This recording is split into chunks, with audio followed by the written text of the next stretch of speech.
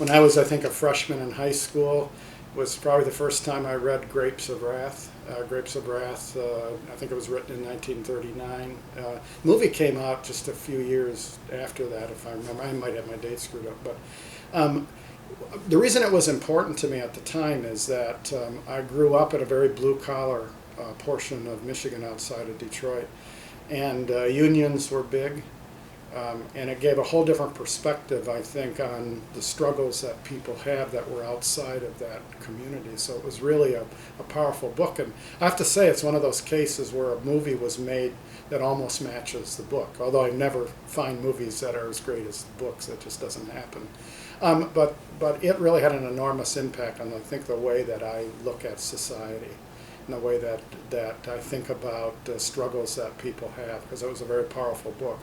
The second one was probably later, maybe a freshman in college or so, was Fahrenheit 451.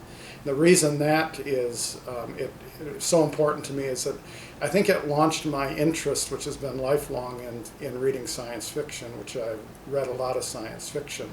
And that story was just, I think, got me into that genre that I continue to this day read.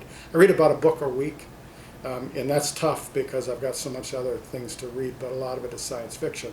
Probably what was really great then after that is I went to the University of Kansas. I was dean of the College of Liberal Arts and Sciences, and on the faculty in the English department was James Gunn.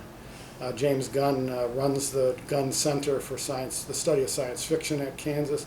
Great science fiction writer. I read The Immortals that he wrote, and I think he wrote it in the mid-'60s. I probably read that in college too.